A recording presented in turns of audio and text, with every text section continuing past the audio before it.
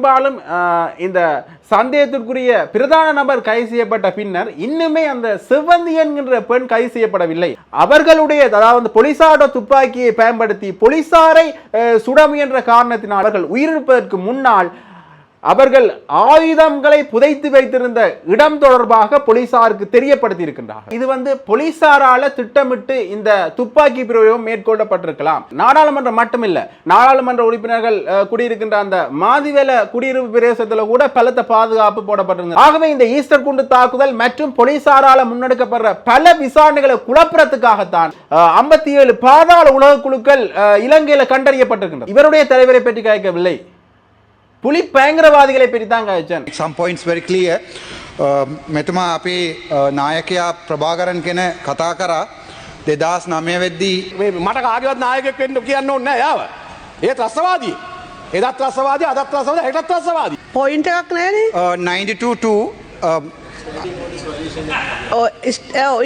ඒක මේ වයලේෂන් එකක් ඈ ස්ටැන්ඩඩ් ඕඩර් වයලේෂන් එකක්.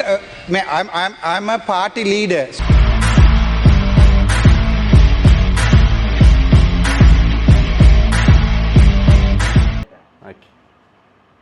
ஜெஃப்னாபடியன் சொந்தங்களுக்கு வணக்கம். முந்த நாளில் இருந்தே ஒரு பெரிய ஒரு செய்தியாக போகின்ற செய்தி என்னென்னு பார்த்தீங்கன்னா, இந்த புதுக்கடை நீதிமன்றத்தில் கனேமுள்ள சஞ்சி அவர்கள் சுட்டு படுகொலை செய்யப்பட்ட விவகாரம். அது தொடர்பாக பல விடயங்கள் வந்த வண்ணம் இருந்தன. நேற்றைய காணொலியிலும் கூட அது தொடர்பான மீளிணைக்கப்பட்ட விடயங்களை தான் நாங்கள் சொல்லியிருந்தாங்க. அதுலேயும் பெரும்பாலும் இந்த சந்தேகத்திற்குரிய பிரதான நபர் கைது செய்யப்பட்ட பின்னர் இன்னுமே அந்த செவ்வந்தி என்கின்ற பெண் கைது செய்யப்படவில்லை. அவர் தொடர்பான விடயங்களும் தேடுதல் நடவடிக்கையில் போடப்பட்டிருக்கின்ற விடயம் சொல்லியிருந்தாங்க.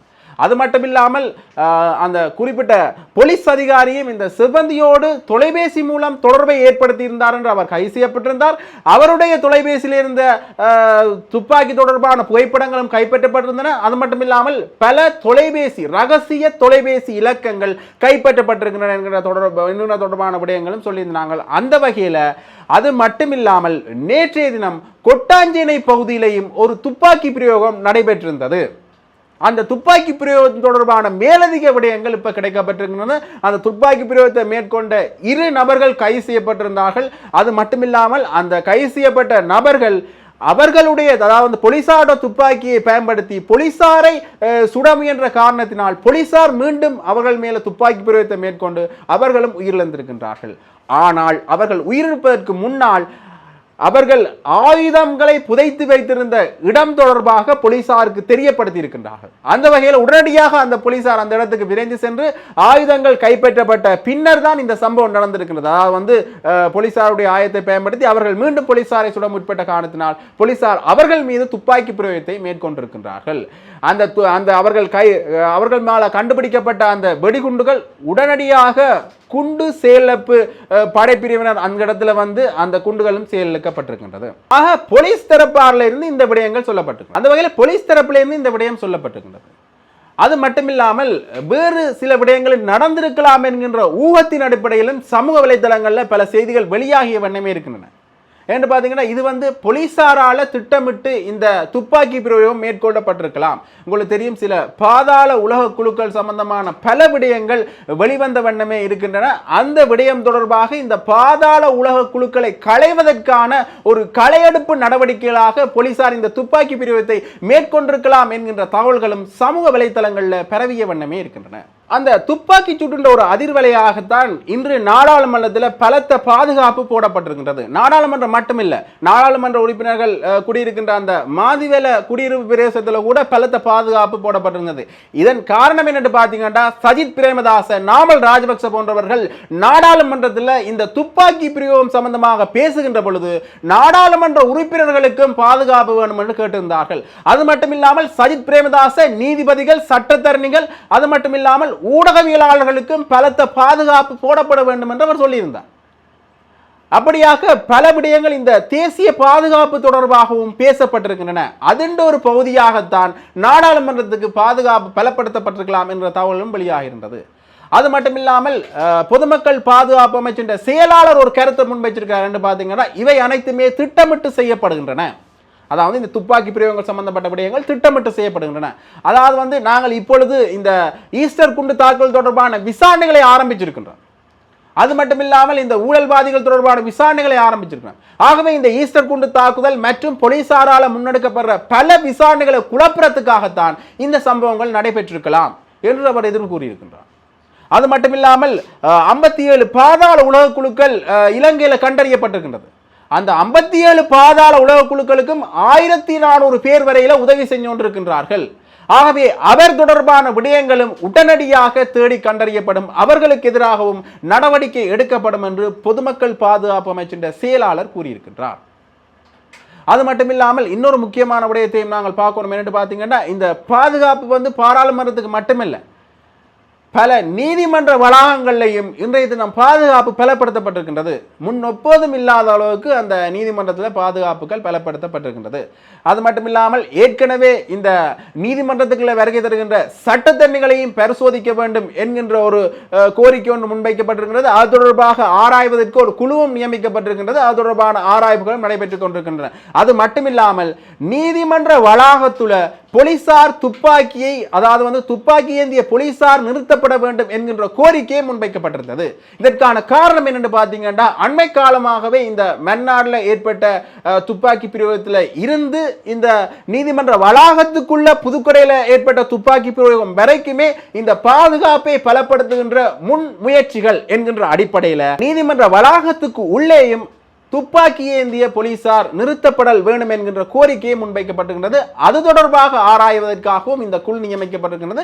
அந்த குழுக்கள் மூலமாக நடவடிக்கை, அதாவது வந்து இது தொடர்பான ஆய்வுகள் வந்த பின்னர் உரிய நடவடிக்கை எடுக்கப்படும் என்று கூறப்பட்டிருக்கிறது.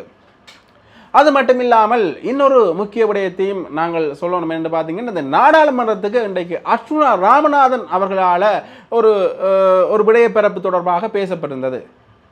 அதற்கு முன்னர் இது தொடர்பாக பேசுகின்ற போது ரோஹித அபே குணவர்த்தன் அவர்கள் பேசுகின்ற பொழுது விவசாயிகள் தொடர்பான ஒரு பிரச்சனையை பேசியிருந்தார். அதற்கு அவர் யாரை உதாரணம் காட்டி பேசியிருந்தார் என்றால், விடுதலை புலிகளுடைய அமைப்பினுடைய தலைவர் வேலுப்பிள்ளை பிரபாகரன் அவர்களை உதாரணம் காட்டி பேசியிருந்தார். அதிலேயும் மாவிலாறு அணைக்கட்டை அவர்கள் மூடியிருந்தார்கள், விடுதலை புலிகள் அமைப்பினர் மூடியிருந்தார்கள். அதை மூடியிருக்கின்ற பொழுது விவசாயிகளுக்கு பலதரப்பட்ட பிரச்சனை வந்தது. அந்த பிரச்சனை வந்தது மட்டுமல்ல, அந்த பிரச்சனை வந்ததன் காரணத்தினால், அதாவது வந்து இப்படியான பல விடயங்களை செய்தவர்கள் 2009ஆம் ஆண்டு அவர்களுக்கு என்ன நடந்தது, அவர்கள் தங்களது இயக்கத்தோடு அழிந்து போனார்கள் என்ற பொருள்பட பேசியிருந்தார். இதற்கு எதிர்கருத்தை சொல்வதற்காக அர்ச்சுனா ராமநாதன் அவர்கள் எழுந்திருந்த பொழுது, அதாவது வந்து எங்களுடைய தலைவர் வேலுப்பிள்ளை பிரபாகரனை பற்றி இவர் பேசியிருக்கின்றார் என்கின்ற ஒரு விடயப்பரங்களை அவர் பேசுவதற்கு முன்னரே அது தொடர்பாக சபாநாயகர் அவர்கள் மதிய போசன இடைவேளை விட வேண்டும், உங்களது கருத்தை பிறகு பேசுங்கள் சொல்லியிருப்பார். இப்போ நாங்கள் அதற்கு முன்னர் ரோஹித அபே குணவர்த்தன் அவர்கள் பேசின பிறகு, அர்ச்சுனா ராமநாதன் பேசின பிறகு கூட அதற்கான எதிர்க்கத்தினர் ரோஹித அபே குணவர்த்தன் பேசியிருந்தார். அதற்கான ஓரளவு நேரம் வழங்கப்பட்டிருந்தது. அதாவது அவர் பேசுகின்ற பொழுது என்ன விடயத்தை சொல்லியிருந்தாருன்னா, நான் இவருடைய தலைவரை பற்றி கேட்கவில்லை, புலி பயங்கரவாதிகளை பற்றி தான் கேட்சேன். இப்பையும் அவர்கள் பயங்கரவாதிகள் தான், முன்னரும் பயங்கரவாதிகள் தான், இப்பையும் பயங்கரவாதிகள் தான் என்கிற பொருள்பட அழுத்தமாக கூறியிருந்தார். இது தொடர்பாக பல எதிர்ப்பலைகள் தமிழ் சமூகம் மற்றும் தமிழ் அமைப்பினர்கள் மத்தியில் வந்திருக்கின்றது. அது மட்டுமில்லாமல் இவர் விவசாயிகளை பற்றி பேச வந்திருந்தால் விவசாயிகள் தொடர்பான விடயத்தை மட்டும்தான் பேசிவிட்டு சென்றிருக்க வேண்டும். இதற்கு தேவையில்லாமல் விடுதலை புலி அமைப்பினர்களை இழுக்க வேண்டிய தேவையில்லை என்றும் அவர் சொல்லியிருந்தார். அவர் தொடர்ந்து பேசுகின்ற பொழுது பலர் மேல விமர்சனத்தை முன்வைச்சிருந்தார். கோட்டபாய ராஜபக்ச அவர்கள் விரட்டி அடிக்கப்பட்டதுக்கு பிரதான காரணம் வந்து இந்த விவசாயிகளிட அசேதன பசலையை நிப்பாட்டினதுதான். உண்மையிலே இயற்கை உரங்களை கொண்டு வருவோம் என்பதற்காக செயற்கை பசலைகளை நிறுத்தியிருந்தார். இதன் காரணமாகத்தான் நாடு இப்ப பொருளாதார ரீதியில் எப்படி போயிருக்கின்றது. ஆகவே அந்த வகையில் பார்க்கின்ற பொழுது இந்த அரசாங்கம் விவசாயிகளுக்கு நல்ல விடயங்களை செய்ய வேண்டும். நீங்கள் பசலையை கொடுக்கின்றீர்கள் என்பதற்காக நெல்லை அவர்கள் உங்களுக்கு கொடுக்க வேண்டிய அவசியம் இல்லை என்கின்ற பொருள்பட அவர் பேசியிருந்தார். ஆகவே விவசாயிகளுக்கு முக்கியத்துவம் கொடுக்கின்ற நாடுதான் முன்னுக்கு வந்திருக்கிறது. ஆகவே அந்த வகையில் இலங்கை அரசாங்கமும் இப்ப இருக்கிற அரசாங்கமும் விவசாயிகளுக்கு முன்னுரிமை கொடுக்க வேண்டும் என்ற பொருள்பட பேசியிருந்தார். அவ்வாறு பேச வந்தவர் விடுதலை புலிகள் அமைப்பினரை இழுத்து பேச வேண்டிய அவசியம் இல்லை. ஏன் அவர் இவ்வாறான விடயங்களை பேசினார் என்ற பொருள்பட இப்ப சமூக வலைத்தளங்கள்ல தமிழ் அமைப்புகளும் தங்களுடைய கண்டனங்களை வெளிப்படுத்திய வண்ணமே இருக்கின்றார்கள். We have to wind up for lunch. I am representing the people of North, so I would like to make some points very clear. මෙතුමා අපේ නායකයා ප්‍රභාකරන් කෙන කතා කරා 2009 වෙද්දී එයාව නැති කරා කියලාත් කිව්වා. එහෙම වුණොත් අද වෙනකන් අපිට PTA එකක් අයින් කරේ නැත්te කියන point of Honorable member, this is not a point of order. නැති සාකච්ඡාවක් හදනවා. Order, please. We have to close up for lunch, honorable member. Yes, can you state your please, Rohit Abegunawardena? Mike එක දෙන්න. Please make it short. ගරු නියෝජ්‍ය කතානායකතුමනි මම කිසි දවසක මෙතුමන් ළඟේ නායකයා කියලා හැඳින්වුවේ නැහැ ප්‍රවේලු බුලේ ප්‍රාග්‍රම. මගේ අන්සාරට කරන් බලන්න. මම කිව්වේ මේ මට කාගේවත් නායකයෙක් වෙන්න කියන්න ඕනේ නැහැ යාව. ඒ ත්‍රස්තවාදී. එදත් ත්‍රස්තවාදී අදත් ත්‍රස්තවාදී හෙටත් ත්‍රස්තවාදියා. ඌ කොටියා.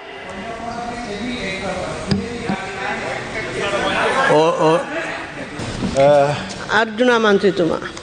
Garu, thank you, madam, for granting this opportunity. I would like to make something very clear. Last speech, which was targeted towards the Tamil community, saying that Prabhakaran was stopping the water flow on this 2006. I would like to make sure some clear points. Point එකක් නෑනේ. 92 ඒක මේ වයලේෂන් එකක් ස්ටැන්ඩඩ් order වයලේෂන් එකක්. I'm a party leader, so let me speak for 1 minute. You are granting opportunity to other members, but for the Tamil minority, you are looking at the standing orders. Why this is happening in our country? So you should let us to speak. That day there was a person allowed, and you are allowing the other people. Ananda විජේපාලමතුමා ඔබතුමා කතා කරන්න. ගරු නියෝජ්‍ය කාරක සභා සභාපතිතුමිය அந்த வகையில் இன்னொரு முக்கியமான விடயம் விடுதலை புலிகள் அமைப்பினர் தொடர்பாக வெளியாக இருக்கின்றது. என்ன விடயம் என்று பார்த்தீங்கன்னா இன்றைய தினம் வெளியிடப்பட்ட அதிவிசேட வர்த்தமானியில் விடுதலை புலிகள் அமைப்பினர் உட்பட 15 அமைப்பினர்களுக்கு எதிராக தடை விதிக்கப்பட்டிருக்கின்றது. குறிப்பாக இந்த விடுதலை புலிகள் அமைப்பினர் தடை என்பது காலத்து காலம் புதுப்பிக்கப்பட்டு கொண்டே இருக்கும். அந்த வகையில் இந்த தடையும் இப்போ புதுப்பிக்கப்பட்டிருக்கின்றது. இந்தியாவில் கூட அண்மையில் இந்த தடை உத்தரவு மீண்டும் விடுக்கப்பட்டிருந்தது. அதாவது இந்த தடை உத்தரவு தொடர்பாக மதுரை மேல் நீதிமன்றத்தில் போட்ட வழக்கு சம்பந்தமாக ஆராயப்பட்ட இடத்துல இந்த தடை உத்தரவு மீண்டும் பிறப்பிக்கப்பட்டிருந்தது இந்தியாவில். அந்த வகையில் இன்றைய தினம் வெளியிடப்பட்ட வர்த்தமானியில் இலங்கையிலும் இந்த தடை உத்தரவு புதுப்பிக்கப்பட்டிருக்கின்றது. அது மட்டுமில்லாமல் இந்த ஏனைய அமைப்புகளுக்கு இந்த விடுதலை புலிகள் அமைப்பினருக்கு உதவி செஞ்சார்கள் என்கின்ற பேரில் அவர்களுக்கும் தடை உத்தரவு போடப்பட்டிருக்கின்றது. ஆகவே இப்படியாக இந்த வர்த்தமானில் விடுதலை புலிகள் தொடர்பான விடயங்களும் வெளியாக இருக்கின்றன. இப்படியாக பல செய்திகள் தென்னிலங்கை பரப்பிலையும் வடக்கு கிழக்கு பரப்பிலையும் வெளியாகி வண்ணமே இருக்கின்றன. உடனுக்குடன் உண்மை செய்திகளை அறிந்து கொள்வதற்காக ஜெஃப்னா படியன் சேனலோடு இணைஞ்சிருங்க. நன்றி, வணக்கம்.